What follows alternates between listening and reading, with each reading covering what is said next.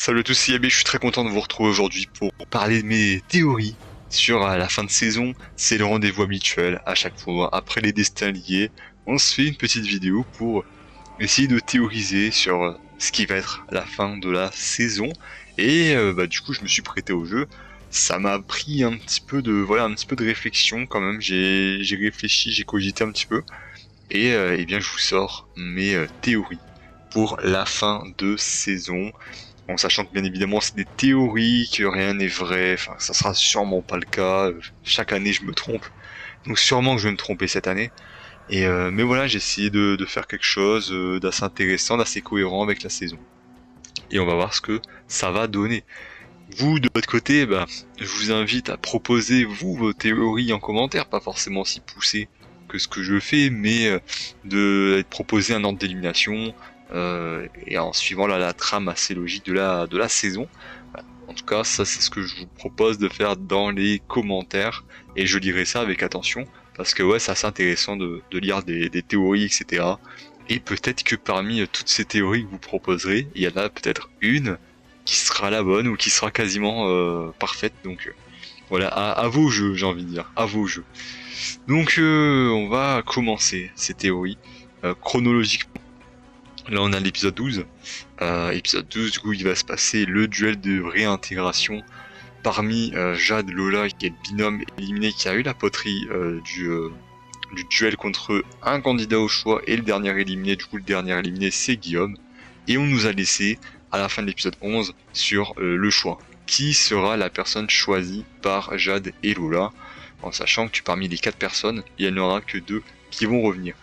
Alors au vu du trailer, au vu du choix en vrai, qui serait assez cohérent, ça serait le choix Zakaria.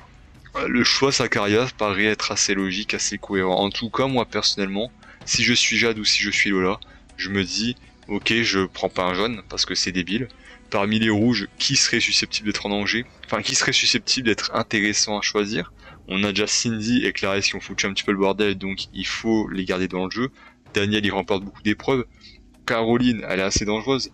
Et je crois qu'Antonin, il peut pas être choisi. Donc il reste une personne, et cette personne, c'est Zakaria. En tout cas, moi, c'est le choix qui me paraît logique. Surtout qu'il est assez faible ces derniers temps, donc voilà, je pense que ça sera du coup ces 4 personnes en duel pour une épreuve dont je ne connais pas l'existence. Je dirais peut-être une épreuve d'adresse, une épreuve un peu statique, une épreuve de réflexion. Enfin, je pense que ça serait un des 3 là, mais pas une épreuve physique. Donc tout le monde a ses chances.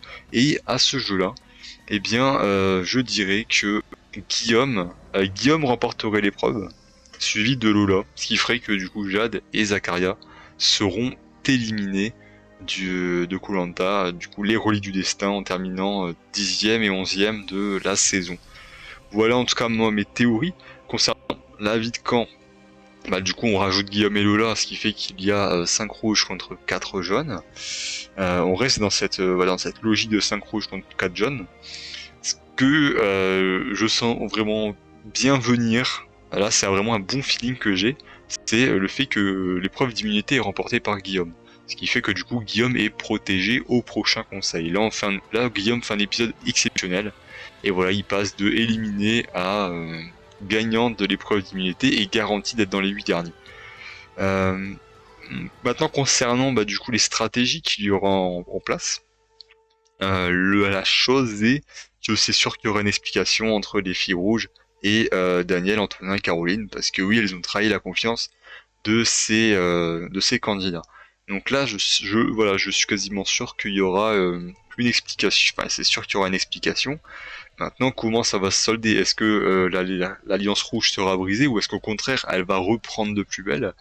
C'est vraiment le dilemme. Est-ce que les rouges vont rester ensemble pour le conseil, pour l'élimination?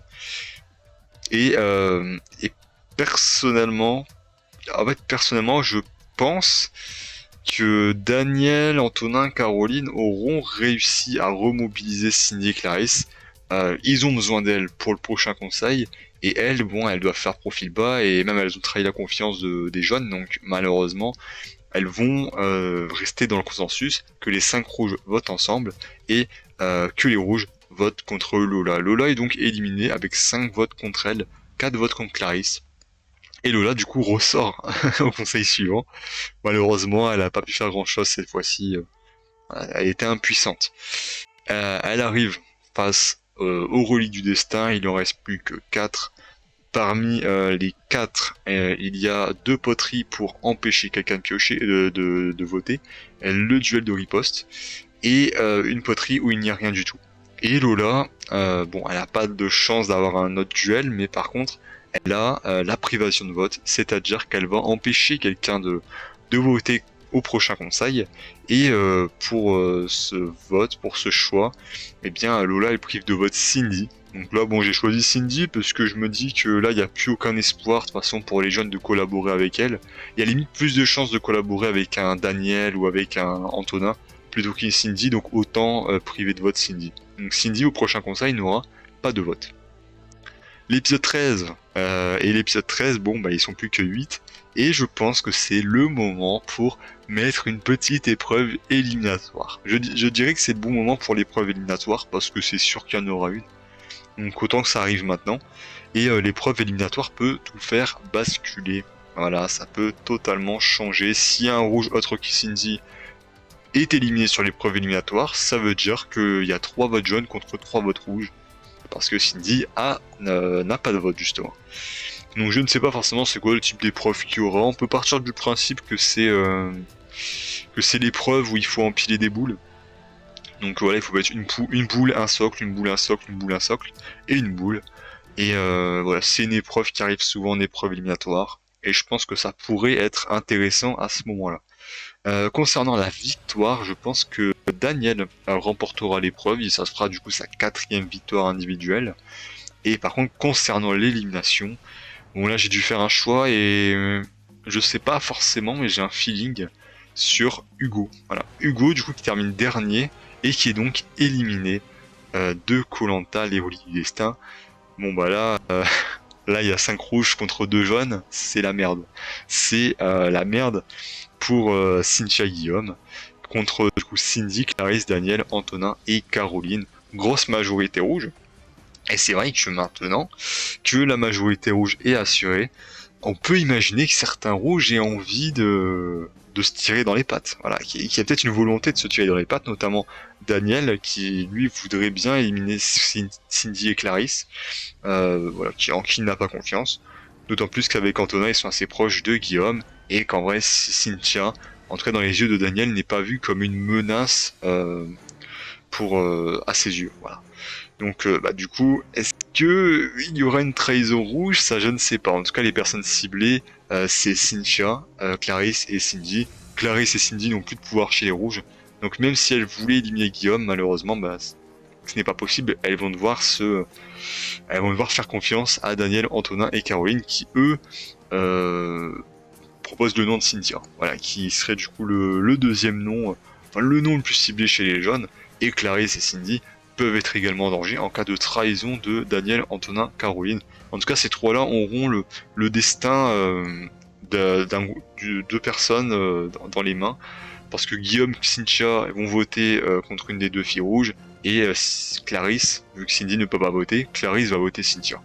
Et finalement, la personne qui sort à ce moment-là du jeu, eh bien c'est Cindy. Voilà, Cindy du coup qui reçoit 5 votes contre elle, contre une voix contre Cynthia.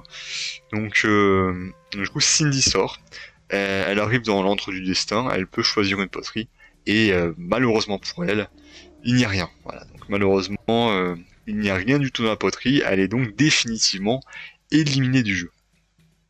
On arrive à l'épisode 14, épisode 14 qui est le dernier avant la finale, ils ne sont plus que 6. Et il y a quand même des bonnes petites surprises. Il y a des candidats qui sont surpris en sortant du conseil, notamment Cynthia et Guillaume qui sont soulagés parce qu'ils pensaient être en danger. Et enfin surtout Cynthia, en vrai Cynthia elle se sentait vraiment en danger, donc elle est reconnaissante envers Daniel, Antonin et Caroline de l'avoir sauvée. Au contraire, Clarisse elle est dans la merde, elle se dit oh là ça sent pas très bon cette histoire, elle se sent seule sur le camp. Et c'est vrai que là où elle était joyeuse, là elle est plus très joyeuse. Et elle, sa stratégie maintenant, c'est d'aller chercher du collier d'immunité pour se sauver. Concernant l'épreuve d'immunité, du coup, si l'épreuve d'immunité serait l'épreuve des trapèzes. Donc voilà, épreuve des trapèzes où en gros il faut se tenir en arrière, c'est une épreuve pas facile sincèrement. Sincèrement une épreuve pas facile et qui sera assez indécise.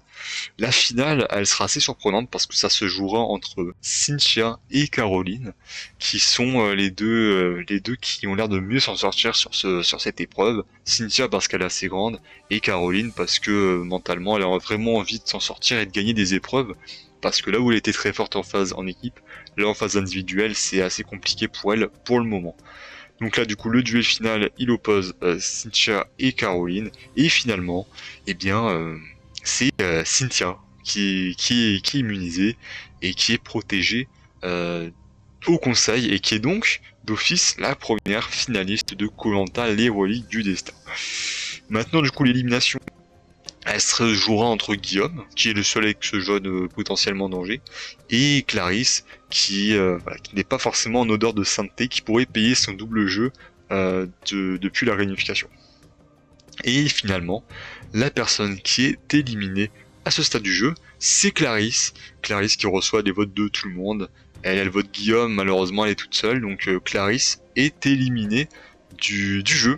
Sauf que attention, parce que Clarisse, elle, voilà, si vous vous en souvenez, épreuve initiale, elle la remporte, et du coup, elle a un message qui dit que il y a une poterie cachée dans l'antre du destin.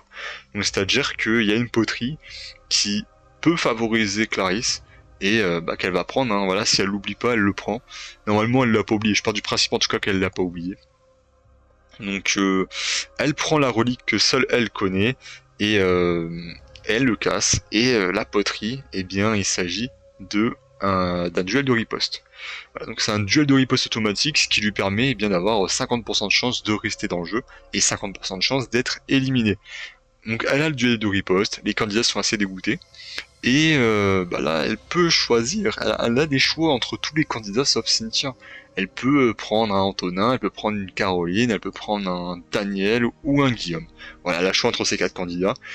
Et, et elle se dit, bon bah là, perdu pour perdu, de toute façon en vrai chaque candidat est bon, perdu pour perdu, eh bien je vais aller chercher la grosse tête, je vais eh bien choisir Daniel en duel. C'est donc Daniel qui fait le duel face à Clarisse. Le duel, du coup, qui est un puzzle globalement. Voilà, je sais pas forcément trop ce que c'est, mais c'est un petit puzzle comme on a eu l'année dernière entre Jérôme le Catalan, Claire et Maxime. Et bon bah du coup ça veut dire que Guillaume, Caroline et Antonin sont d'office finalistes et que la dernière place se jouera entre Clarisse, la Benjamine et Daniel, le doyen. Et du coup, qui remporte l'épreuve? C'est ça la question. Qui remporte l'épreuve? La personne qui remporte l'épreuve, eh bien, voilà, peut-être qu'il y a eu un petit excès de confiance de Daniel parce que c'est Clarisse. Bah, Clarisse remporte son duel et Daniel est donc éliminé à la 6e place.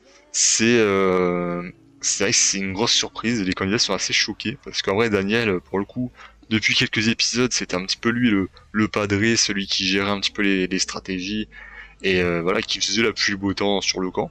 Et finalement, il se fait éliminer comme un con par la jeune Clarisse qui a eu les couronnesses de le prendre en duel. Donc on arrive en finale et voici nos 5 finalistes. Tout d'abord Clarisse. Voilà, Clarisse qui a eu très très chaud au dernier conseil. Antonin qui avec Daniel gérait un peu habilement le jeu, qui avait notamment tissé des gros liens avec Guillaume. D'ailleurs Guillaume voilà qui a tissé des liens avec Antonin et même Daniel. Mais voilà Guillaume du coup qui s'en sort de bien, qui s'en sort de loin. Hein, vraiment. Alors lui il était à deux doigts de se faire éliminer. Enfin il s'est même fait éliminer pour le coup. Il a eu un petit peu de chance d'avoir que Lola et Jade aient tiré la poterie, ce qui lui a permis de revenir et en vrai d'être assez performant, de gagner quelques épreuves, notamment une immunité, peut-être également un confort. Mais en tout cas, voilà, Guillaume qui a su remonter. Cynthia, un petit peu l'outsider, qui a remporté 2 épreuves d'immunité au moment opportun et qui arrive, voilà, et qui arrive avec un bon capital social. On a Caroline qui, elle qui est dans la logique des rouges. Hein. Voilà, globalement, logique des rouges. Ça lui a fait chier de voter Cindy et Clarisse, mais bon, elle avait pas forcément le choix si elle voulait rester dans le jeu. Et globalement, en vrai, c'est peut-être elle qui a le moins maîtrisé son jeu depuis le début, parmi les 5 finalistes. Mais attention, parce qu'en vrai, elle peut être assez performante et comme elle a été bonne en début de saison, ça peut être intéressant pour elle, en tout cas pour le suite. Alors du coup, concernant l'épreuve d'orientation, il y a 3 poignards pour 5 candidats, ce qui fait qu'il y aura 2 éliminés et 3 personnes qui accéderont au poteau. La première personne qui trouve le poignard, c'est Guillaume. Guillaume est le premier à trouver son poignard, il était tout seul sur son point, c'était plutôt efficace pour lui. Ensuite, la deuxième personne qui trouve son poignard, c'est Antonin. Antonin, du coup, qui termine deuxième de cette épreuve, qui a réussi à trouver un poignard alors qu'il était en ballottage avec Caroline. Voilà, les deux étaient sur le même poignard et c'est finalement Antonin qui trouve. Et concernant du coup la troisième place, il reste 3 personnes, 3 femmes, et seulement l'une d'entre elles ira sur les poteaux. Donc d'un côté, enfin voilà, je vous dis, hein, il y a quand même quelques candidats. Enfin, c'est assez compliqué, hein, ouais, c'est assez compliqué. La personne qui trouve le poignard, elle a mis pas mal de temps, c'est Cynthia. Cynthia trouve donc le poignard. Malheureusement, Caroline, elle a eu du mal à gérer la pression. Honnêtement, elle s'est mis beaucoup de pression parce qu'elle n'avait pas encore gagné d'épreuve. Elle voulait en gagner une et malheureusement, ce n'est pas le cas. Et Clarisse, eh bien, elle était paumée. Voilà, elle a fait une Dorian. Exactement, elle a vraiment fait une Dorian. Donc du coup, Clarisse et Caroline sont les deux éliminées à l'épreuve d'orientation, ce qui nous fait une finale sur les poteaux Guillaume, Cynthia, Antonin. Et donc voilà, le gagnant des poteaux a un gros avantage parce qu'il peut choisir son finaliste. La première personne qui tombe des poteaux, c'est Cynthia. Voilà, Cynthia, elle tombe en première, assez surprenamment, mais ouais, elle a eu du mal à gérer cette épreuve statique. Mais du coup, ça donne un duel entre Guillaume, le Golgoth Guillaume, contre Antonin, qui est assez petit. Mais ouais, Guillaume, en vrai, qui a montré qu'il était assez complet sur les épreuves, donc attention à la surprise Guillaume. Mais finalement, bah, c'est Antonin qui gagne les poteaux. Antonin gagne les poteaux, Guillaume termine deuxième. Et du coup, Antonin peut choisir entre Cynthia et Guillaume. Donc, soit il choisit à l'affect, c'est-à-dire choisir Guillaume, soit il choisit à la stratégie, c'est-à-dire Cynthia, contre qui il a plus de chances de gagner. Voilà, je pense qu'il y a plus de chances de gagner contre Cynthia que contre Guillaume, même si en vrai ça se vaut, mais comme Guillaume a été dans le jury final, c'est vrai qu'il a pu tisser des liens avec les quatre autres candidats, donc assez compliqué honnêtement le choix, mais finalement Antonin fait un choix du cerveau en prenant Cynthia avec lui, ce qui veut dire que Guillaume termine troisième de la saison. En effet, je pense que Guillaume aurait pu rafler beaucoup de points, enfin beaucoup de votes, notamment les votes des ex-jaunes, et peut-être certains ex-rouges, qui voient en lui vraiment le candidat complet, le candidat ultime. Donc voilà, choix un peu plus stratégique d'Antonin. Il se dit qu'il peut perdre des votes, des votes, notamment le vote de Joanne, en vrai, qui pourrait potentiellement voter Guillaume. Donc voilà, c'est ce qu'il se dit en tout cas. Antonin choisit Cynthia. Et on a donc nos deux finalistes, Cynthia versus Antonin, deux profils assez différents, pas les plus spectaculaires sur le papier, mais du coup ça donne une finale assez équilibrée. Concernant les votes sûrs, il y a du coup 13 membres dans le jury final, il suffit de 7 votes pour gagner la saison. Parmi les votes sûrs, eh bien, je pense que Cynthia, elle prend les votes globalement des ex-jaunes, c'est-à-dire Jonathan, Ulrich, Paul, Jade, Lola et Hugo. Et Antonin prend les votes de Joanne, Zacharia, Daniel et Clarisse. Voilà, ça c'est en tout cas les votes que je pense qu'il prend. Maintenant il y a des petites interrogations, notamment concernant Guillaume, notamment concernant Caroline et concernant Cindy. Et c'est vrai que ces interrogations peuvent un petit peu influencer le vote. Voilà, elle peut influencer la personne qui gagne. Alors, Cynthia part avec un bon avantage, mais ça peut vite changer. Donc tout d'abord Guillaume. Guillaume, c'est vrai que du coup depuis son retour, là c'est la prospection pure et dure. Hein. Depuis son retour, on peut imaginer que il a renforcé ses liens avec Antonin. Donc soit il vote pour Antonin avec qui il a tissé de gros liens, ou soit il vote pour Cynthia, qui est la seule ex-jaune restante. Voilà. Soit il fait un vote de couleur, soit il fait un vote de cœur. Et mais comme en vrai je me dis que Cynthia et Antonin Cynthia et Guillaume plutôt ne sont pas proches, eh bien je pars plutôt sur un vote de Guillaume qui vote pour Antonin. Donc du coup moi je pense que Guillaume, allez on va dire à 70%, voterait Antonin dans ce cas de figure là. Maintenant il y a la question de Caroline. Caroline va voter pour qui Caroline, c'est vrai qu'elle aurait pu tisser des liens avec Cynthia sur la fin d'aventure, d'autant plus que elle et Antonin ne sont pas forcément proches, ne sont pas forcément très liés. On l'a vu qu'Antonin, il savait pas saquer Caroline. Peut-être que c'est pas le cas dans le sens inverse, mais moi je pars de ce principe-là que les liens ne sont pas très forts entre les deux. Par contre, c'est vrai que comme Caroline est vraiment dans une logique je vote rouge, allez les rouges, je vote rouge, eh bien je pense que malgré tout, elle voterait pour Antonin, malgré qu'elle soit pas si proche que ça, mais comme c'est un ex rouge, elle voterait Antonin. Donc je pense à 80% que Caroline voterait Antonin.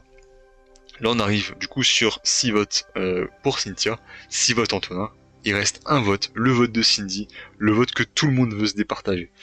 Là, je pense qu'il y a un vrai dilemme. Là, limite, je pense que c'est du 50-50. Quasiment 50-50. Euh, donc, parce qu'en vrai, c'était pas de Cynthia qu'elle était le plus proche pour les stratégies, c'était plutôt Lola et dans une moindre mesure Jade. Cynthia, bon, elle était un peu plus en retrait par rapport aux stratégies. Donc, c'est pas avec Cynthia qu'elle a tissé les plus gros liens. Mais en vrai, Cindy Antonin, je sais pas s'il y a des énormes liens, et je pense que Cindy pourrait être rancunière de, que Antonin les trahit. Et même un truc qui me fait pencher plus vers Cynthia, c'est que Cindy, elle est vraiment dans une logique à aller les femmes. Voilà, elle est vraiment en soutien des femmes. Elle est sur un girl power absolu. Et je me dis qu'elle pourrait être capable de voter Cynthia pour la simple et bonne raison que c'est une femme. Ça, c'est vraiment la possibilité. Donc, sans réellement de conviction, je vais quand même donner mon vote pour Cynthia. Et du coup, ça veut dire que Cynthia remporte Koh-Lanta, les reliques du destin. En tout cas, dans mon scénario. Ça tombe bien parce que c'était mes pronostics de début de saison. J'avais envie de rester fidèle à mes pronostics de début de saison. J'avais regardé ce que j'avais fait l'année dernière. Et l'année dernière, mes pronostics de début de saison, c'était que Gaël remportait la saison. J'avais dit Gaël remporte la saison. Or, dans mon pronostic, voilà mes théories de fin de saison, j'avais pas mis Gaël gagnante et finalement elle a gagné. Donc j'ai un petit regret par rapport à ça.